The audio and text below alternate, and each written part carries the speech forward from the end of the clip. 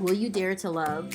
Millennials and Gen Z, I want you to order my new book, Millennial and Gen Z Guide to Marriage, Love in the Age of Lies, Deception, and Mistrust by Natural Ferreira, because this is our time. Available today on Amazon, iTunes, and Audible.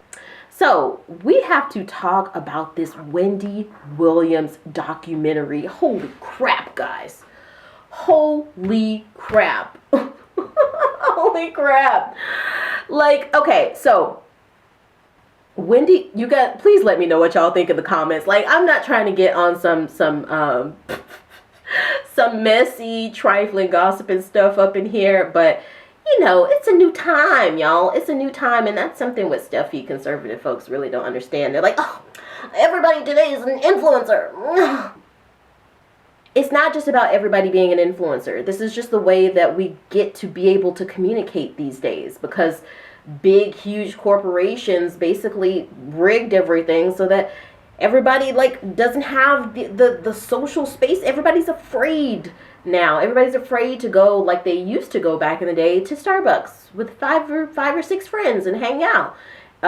Like, people don't go to the movies anymore because the political climate, stochastic terrorism, the time is different, and some good-hearted, good-intentioned people still want to have a recourse, you know, a discourse with one another and go back and forth in a respectful, loving, dare I say it, way, especially women, especially black women, especially women of color, minority women, and the internet is a place that people get to do that, and I wish that people would get it through their heads. I don't think that this is going to be this way forever. You know, I think that at some point we will get back to our in-person times, and let's hope to goodness that we do, because I really miss those times. But right now, I mean, I think that people should stop thinking with a closed lens of that, oh, everybody's an influencer. I don't think it's really about that. I think it's just, this is a way that people have a chance to talk, you know. And excluding trolls, it actually can be really, really rich and really meaningful. Wendy Williams, like, I really want to know what y'all think in the comments. Like, and I know that I don't always get to answer the comments, but I am reading them, y'all, and I love seeing what y'all have to say. So please put them down there. Also, if you're new here, hit the subscribe button, hit the like button, all the good stuffs. You can also donate to this channel by sending me a super thanks or a super chat. When I watched this documentary, and I've got this article here from Perez Hilton, I had to pull up a Perez Hilton article really to get someone to just give it without all the who's, has, ha, who, oh. And that's one thing that I actually really miss about like that vintage late 90s, early 2000s gossip. Everything was not about, production value. Everything was not about like, everything wasn't about production values and transitional frames, transition effects, you know, how jazzy fonts you can find. It was actually about the substance of the matter, people being able to make you laugh. And that's what Wendy Williams was about. As much as I don't love some of the choices of the woman, I hated that interview with her, Whitney Houston. People still talk about that thing 20 years later on. I think that she often was very straightforward in trying to grill people about their lives, but wasn't as forthcoming when it came to the shadow parts of her life.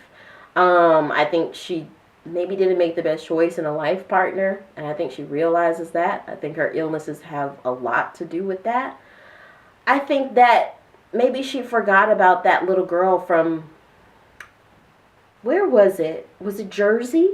She goes to her house at some point. I think she forgot about that girl. And, you know, to see her father in the show, to see her brother and stuff, it humanizes Wendy for me.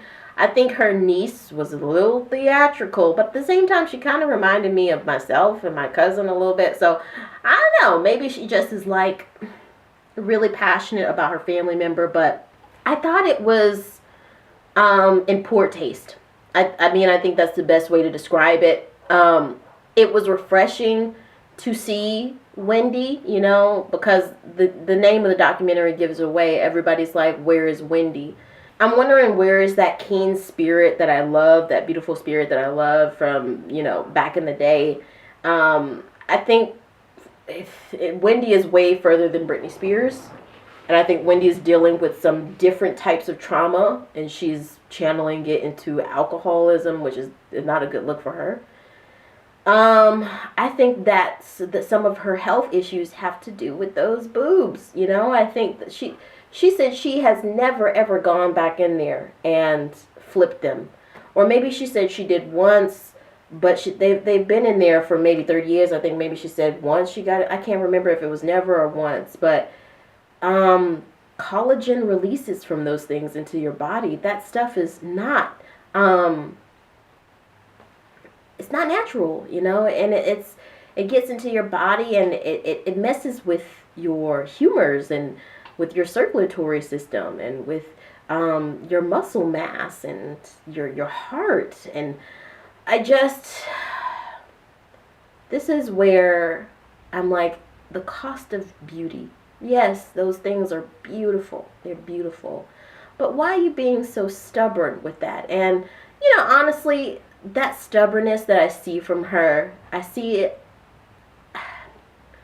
How is the best way to put this? I sometimes see it in a lot of people who have just been stuck. They've been stunned into some part of their childhood or their young adulthood where they were just traumatized, and they just can't get back, And I think that therapy helps with things like that. I think that education and educating oneself on topics around trauma, topics around mental health, but even all other topics, either going back to school or things like that. I think that connecting with your family and the people who have known you your whole life, cultivating your hobbies, being outside, literally getting sun, being outside with your friends and going places. I think those are things that help that. But often those people they hold on to that trauma their whole life. And they just become very stubborn in their ways. And alcohol is the best way for them to alcohol or drugs or sex or some other vice is just the best way for them to turn. And I think for a long time that vice for her was gossip. I'm not trying to take my psychology 101 and break it all down this way, but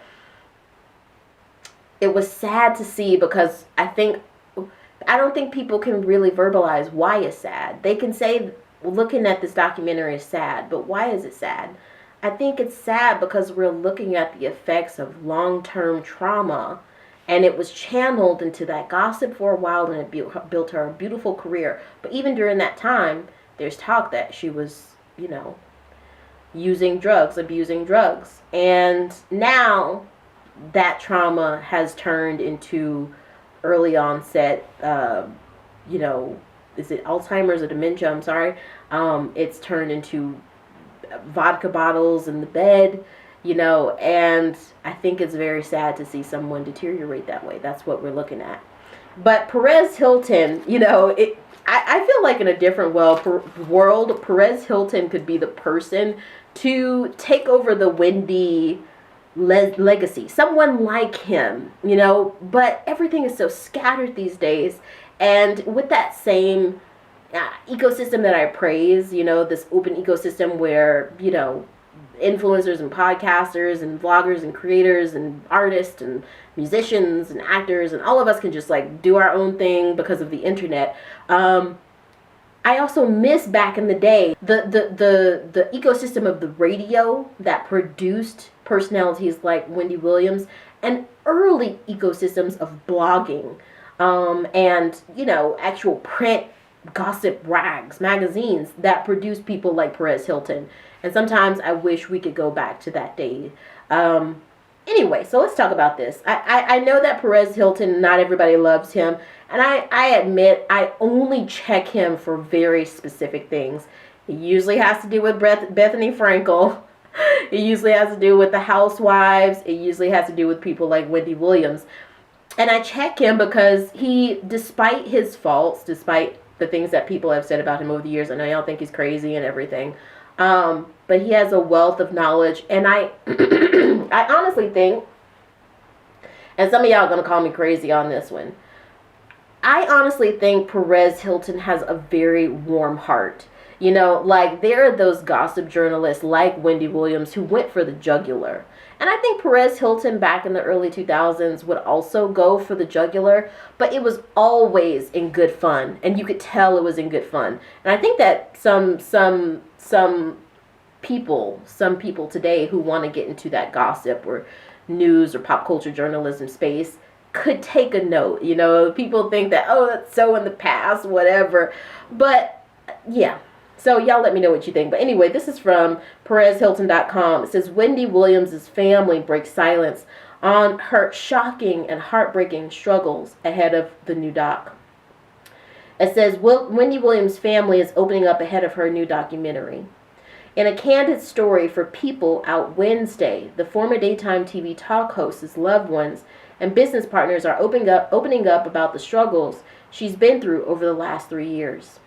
Pretty much ever since she stepped out of the spotlight to tackle a series of physical and mental health struggles, reflecting on this, her niece, Alex Finney, began.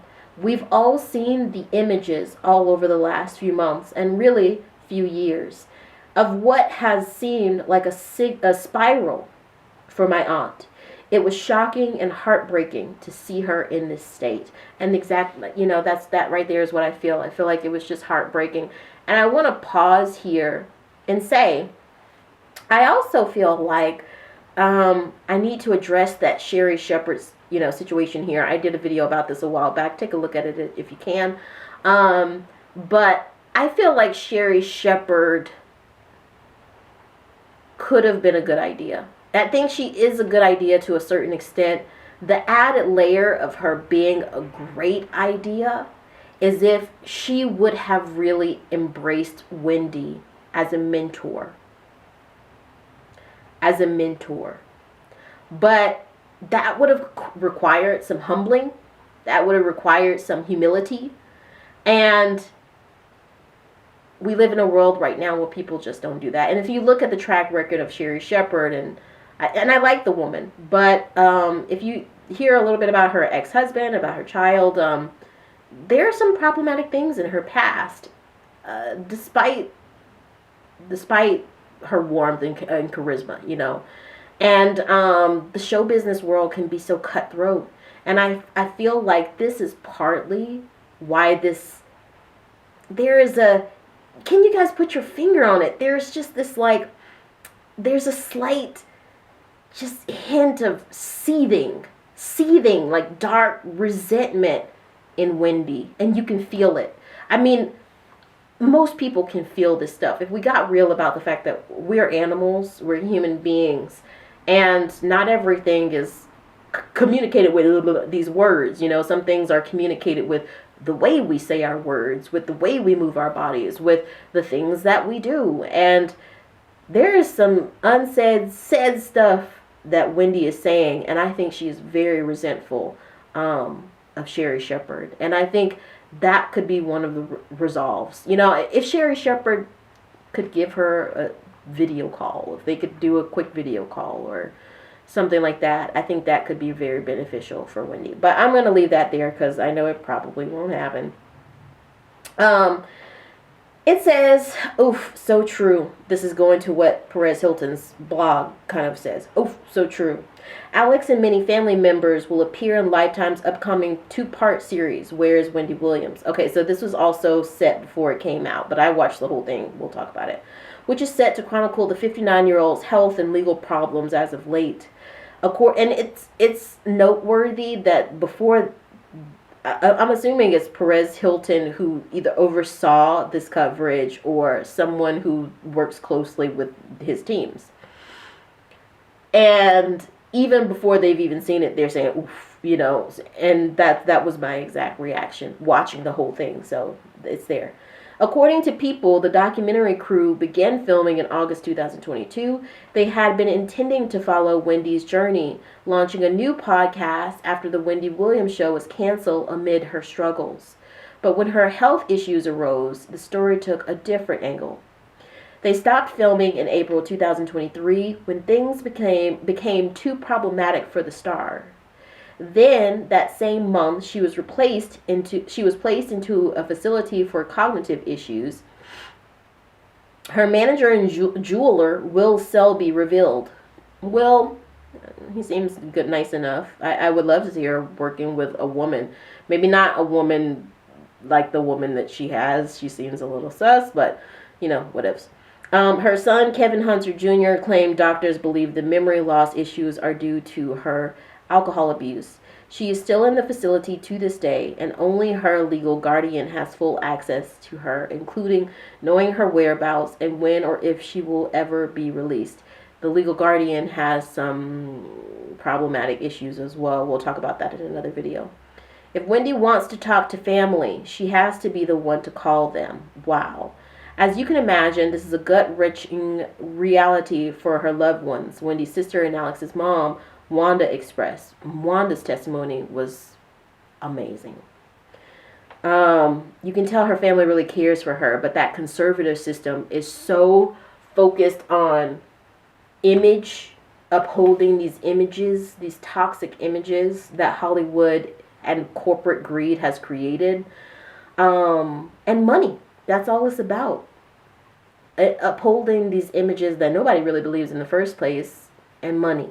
And it's just so sad to see. But you can see her family really wants to consolidate efforts to take care of her. They want to bring her into their arms and take care of them in their own homes, you know, with their home cooked food, with their doctors, you know, but the powers that be just won't let them. And I think that poses an even bigger societal question for us. You know, are we that emotionally unintelligent? I get it, the corporate profit, you know, public figures and all that, but are we that emotionally unintelligent? It seems quite emotionally unintelligent. So it says, from an outsider's POV, there's a ton of issues. From financial hiccups to drinking problems, Wendy has been through it. I'm going to skip on down. It tells more about the family's testimonies, and the family is essentially what I just said. They want to get her in their own homes. They wanted to stop drinking. They wanted to be healthy, to be eating healthy. They wanted to be able to have laughs with their family. And people don't understand it, but them laughs with family, shouting. Oh, those could be healing themselves. Just being around the people who really love you. But the powers that be won't let it. So the article ends with a quote from Wanda. So it says, hitting back at criticisms, this new docuseries will only exploit the celeb more, Ford noted. We asked ourselves almost every day, is this happening? Is this helping Wendy or is it hurting her? And in the end, we felt like it was helping her. This is about the guardianship system and how it can be improved.